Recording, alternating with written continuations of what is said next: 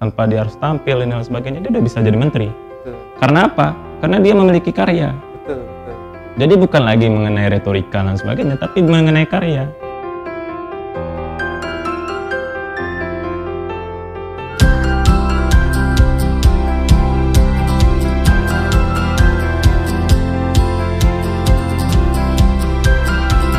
Baik, bismillahirrahmanirrahim. Assalamualaikum warahmatullahi wabarakatuh. Waalaikumsalam warahmatullahi. Jumpa lagi bersama saya Ridho Syaputra dalam kegiatan Smart Discuss Teh dan Ngopi, teman hangat ngobrol pintar. Kali ini kita kedatangan narasumber spesial, seorang tokoh pemuda, inisiator pemuda Madani, Bang Taufik. Selamat datang Bang Ya, di studio selamat datang. kami. Ya, terima kasih. Nah, biar bincang-bincangnya makin enak, boleh Bang Taufik, sebelum kita masuk ke materi, boleh Bang Taufik memperkenalkan diri dulu Boleh. kepada teman-teman kita yang ada di sana. Oke. Assalamualaikum warahmatullahi wabarakatuh. Waalaikumsalam warahmatullahi. Terima kasih kepada Bang Ridho ya. Iya.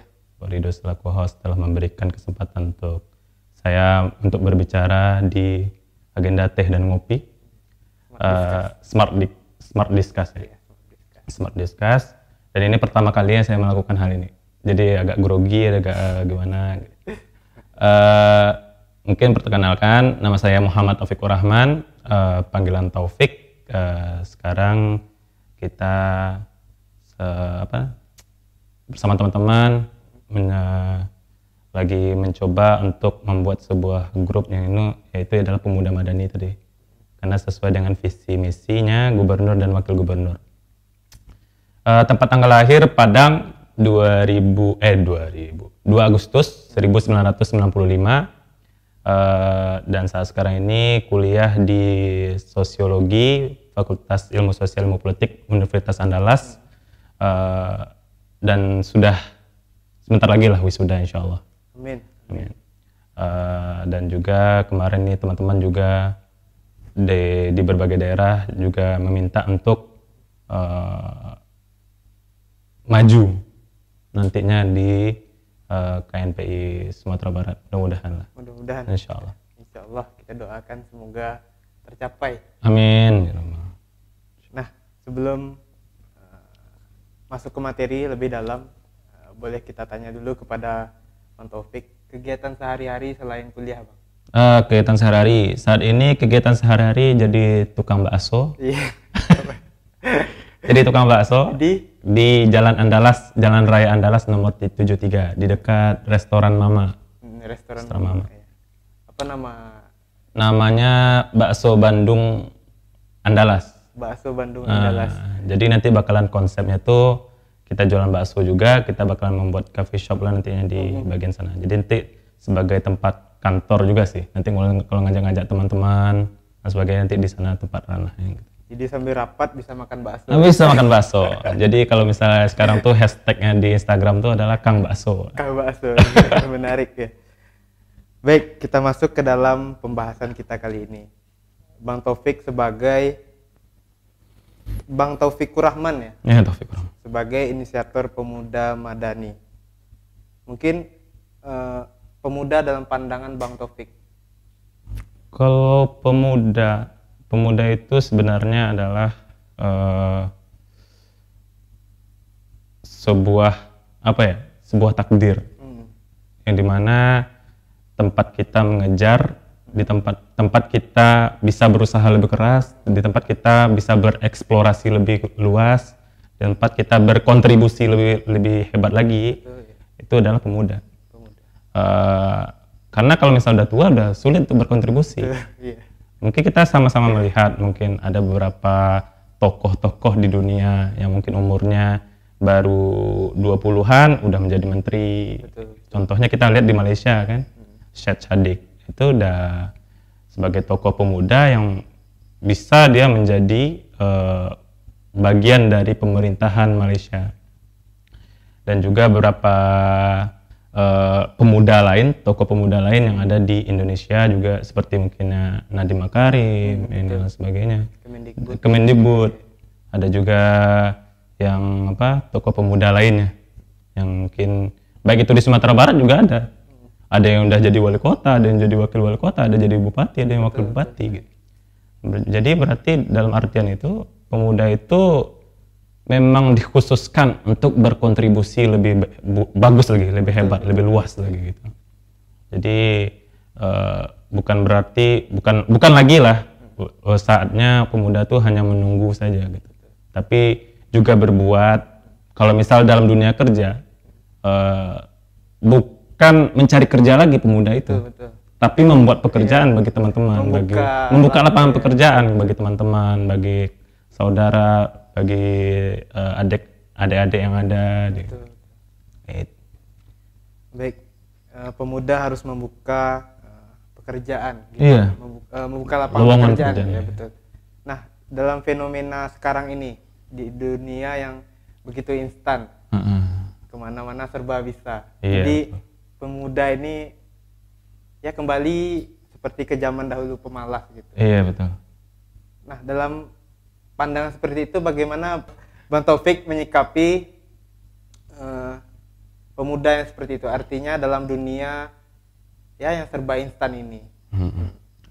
Kalau misalnya membicarakan tentang masalah kemalasan pemuda, mungkin di diri kita masing-masing mungkin masih ada rasa malas. Betul, iya. Mungkin saya sendiri juga masih ada rasa malas. Kadang ketika rapat mungkin kadang telat juga nih. Jadi kalau misal untuk hal itu bisa kita tingkatkan. Apalagi kita melihat dari kasus pandemi saat ini sekarang ini. Ya dimana mungkin kita sebagai rakyat Indonesia, juga pemuda di Indonesia dipaksa untuk bisa memakai hal-hal yang instan-instan. Betul. Teknologi kita yang dipaksa kan. Misal sekolah yang sebelumnya hanya sekedar offline sekarang terbuka untuk yang online gitu. Bahkan yang sebelumnya kita mengatakan sekolah online ini nggak bakalan bisa nih. Betul. Sehingga sekarang dipaksa kan ketika pandemi ini. Karena perubahan nggak nyaman. Karena perubahan ketidaknyamanan tadi gitu. Itu juga mengenai hal pekerjaan juga. Dulu kita mungkin offline-nya di kantor, harus bertatap muka dengan bos kita, harus bertatap muka dengan karyawan-karyawan lainnya. Sekarang ya kita harus siap dengan segala kondisi gitu. Harus siap juga itu dengan cara online dan sebagainya. Jadi dalam artian gini, saya pernah mendengar sebuah perkataan saat di acara, ada beberapa acara di OKP di Sumatera Barat nih. Betul. Jadi perkataannya itu adalah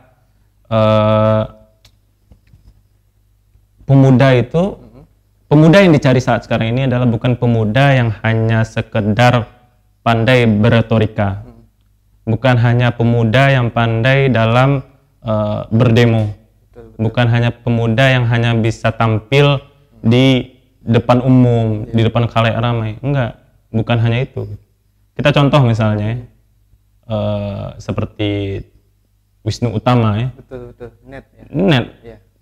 Tanpa harus tampil di media sebelum waktu dia menjadi tanpa dia harus tampil dan sebagainya, dia udah bisa jadi menteri. Betul. Karena apa? Karena dia memiliki karya. Betul. Jadi bukan lagi mengenai retorika dan sebagainya, tapi mengenai karya. Itu zaman dulu ya? Iya. Kalau zaman dulu ya mungkin banyak yang jadi pejabat-pejabat sekarang adalah berasal dari seorang aktivis, seorang yang pandai bersuara, pandai berdebat dan sebagainya. Cuman pada saat sekarang ini bukan lagi menjadi patokan. Bukan menjadi patokan utama, sehingga yang menjadi yang berubah lah semuanya, skala berubah, sehingga orang-orang yang memiliki karya lah yang bisa menjadi lebih hebat lagi, lebih ke atas lagi. Jadi mungkin pemuda itu memang harus berkarya. Betul. Walaupun apapun karyanya, walaupun kecil karyanya, misal membuat yang sampah sebagai hal yang buruk menjadi hal yang baik pun itu sebuah karya gitu. Betul, contohnya seperti podcast ini kan. Iya, seperti podcast ini, muda ini juga gitu. Dulu mungkin podcast hanya sekedar di televisi ya, di radio. Sekarang kita sudah masuk ke ranah YouTube dan sebagainya. Jadi bukan lagi bukan lagi kita menilai diri kita malas lagi gitu. Jangan pernah karena udah dekat nih, peluang tuh udah dekat loh. Peluang tuh hanya sebatas HP yang ada di tangan kita gitu. Betul. Jadi nggak ada waktu lagi untuk malas. Iya betul. Ini tuh. Iya. Mungkin gini Bang, pemuda-pemuda sekarang ini mungkin kekurangan motivasi. Bang. Mungkin Bang Taufik ada nggak motivasi untuk teman-teman kita gitu? Oh, motivasi. Kalau misalnya untuk motivasi Atau kata-kata mutiara kata-kata mutiara. dari Bang Taufik. Kalau misalnya untuk kata-kata mutiara ataupun motivasi bagi pemuda yang masih malas itu mungkin Satu aja, nggak usah banyak-banyak. Iya. nggak ada deh. Nggak ada. Cuman kalau saya sendiri pribadi merasa ketika menikahlah saya bisa berkarya. Betul. Karena kalau jomblo itu pertanyaannya kapan menikah? Iya, jadi itu Kapan menjadi menikah, ya? sangat krusial bagi mental kita gitu. Betul. Jadi kayak Karena harus banyak memperbaiki. Soalnya kalau masih jomblo kan kita nanyanya kapan terus. Tapi ketika sudah menikah ada listrik, kapan ada listrik. Jadi kayak dari hal yang sifatnya terpaksa kita menimbulkan karya jadi betul. Jadi kita harus menafkahi ini, kita harus ini dan sebagainya. Sehingga kita harus memikirkan balik, berputar ulang agar tidak malas. Jadi itu menjadi motivasi terkuat. Artinya dipaksa. Gitu. Berarti motivasinya itu memaksa diri sendiri, betul.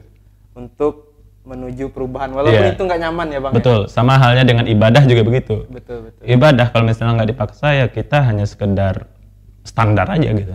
Kalau misalnya kita nggak memaksakan diri untuk tahajud, kita hanya standar aja. Kita nggak memaksakan diri untuk sholat duha, ya standar aja gitu. Padahal sholat duha kan kita sama-sama tahu kalau misalnya itu adalah penghantar rezeki gitu. Betul. Baik itu bagian jomblo, baik itu bagian yang menikah. Betul. Gitu. Untuk keseluruhan malahan. Iya betul. Menarik pembahasan kita kali ini. Baik, lanjut Bang Taufik. Nah, Bang Taufik ini kan inisiator Pemuda Madani. Apa sih ide dan gagasan Bang Taufik dalam menata pemuda ke depannya? Pemuda ke depan. Khususnya nanti Bang Taufik kan ini mau mencalon gitu. Amin, semoga terpilih nanti kan. Ya. Apa ide dan gagasan Bang Taufik? Kalau ide dan gagasan kita adalah bagaimana semua terangkul. Betul. Baik itu dari kalangan OKP, baik dari kalangan dari berbagai organisasi lain. Kita bagaimana berangkulan bersama. Karena Sumatera Barat ini besar. Nah, mungkin hanya satu OKP saja menjalankan. Makanya butuh OKP lain dalam hal memajukan daerahnya gitu. Betul. Harus berkolaborasi. Berkolaborasi, nggak ada lagi waktunya hanya blok-blok lagi ya. Iya, nggak ada blok-blok lagi. Betul. Memang semuanya sekarang tuh harus kolaborasi. Kalau misalnya sendiri, ya mungkin kita sebagai manusia itu hidupnya harus bersosial. Betul. Harus bersosial, dan itulah hidup bertetangga, itulah hidup antar provinsi, antar kota dan sebagainya gitu. Seperti itulah. Kalau misalnya untuk mengenai Pemuda Madani, gagasannya adalah kita memang pengen tadi berkolaborasi seluruhnya berkolaborasi, baik itu dari OKP, pemerintah kota dan kabupaten, semua harus berkolaborasi. Nggak ada lagi waktunya hanya sekedar ini saya di Pariaman aja, saya di Padang-Pariamannya, saya di sini. Nggak ada lagi waktu. Saya di blok ini aja. Saya di blok ini aja. Nggak ada lagi waktu untuk itu gitu. Akan habis masanya kalau misalnya kita hanya ribut hanya tentang hal itu. Betul. Mungkin kita juga pernah mendengar misalnya ada pembagian, Islam tuh gini, adalah Islam begini, Islam radikal, Islam ini dan sebagainya. Padahal kan seharusnya Islam tuh hanya satu. Betul. Nggak ada ya. rahmatan lil alamin. Iya. Nggak ada lagi yang blok-blok ini. Intinya kita udah menyembah Allah udah gitu. Iya. Artinya kalau kita berblok-blok, bahkan negara ini pun mungkin ketinggalan sama negara. Mungkin nggak akan merdeka nih kalau misal blok-blok, ada blok Sumatera, blok Jawa, blok Kalimantan, blok Sulawesi, karena kan blok udah Papua. disatukan sama Sumpah Pemuda. Iya. Makanya kita menginginkan kolaborasi tadi. Semoga lah teman-teman semua bisa kita ajak ikut dalam kolaborasi membangun Sumatera Barat yang madani. Betul. Sesuai dengan visi dan misi tadi. Apalagi dengan adanya visi dan misi 100.000 entrepreneur. Itu nggak mungkin dikerjakan hanya pemerintah saja gitu. Nggak mungkin. Pemerintah pasti perlu orang-orang atau pemuda-pemuda yang berani, dalam artian nanti disambungkan, disinkronkan semua, baik itu dari KONI, KNPI, HIPMI, Karang Taruna gitu. Semua organisasi kepemudaan semua bersatu berangkulan untuk mencapai 100.000 entrepreneur. Dan itu pula yang kemarin disampaikan oleh Wagub kita, Bang Audi Joinaldi gitu. Wah, menarik pembahasan kita kali ini. Baik Bang, karena diskusi kita mulai semakin hangat, boleh nih kita sudah sediain sama teman-teman kita yang di Masya sana Allah. kopi. Boleh kita ngopi dulu? Boleh ngopi dulu, Ngopi dulu kita, Bang. Silakan, Bang. Siap, siap, siap, siap.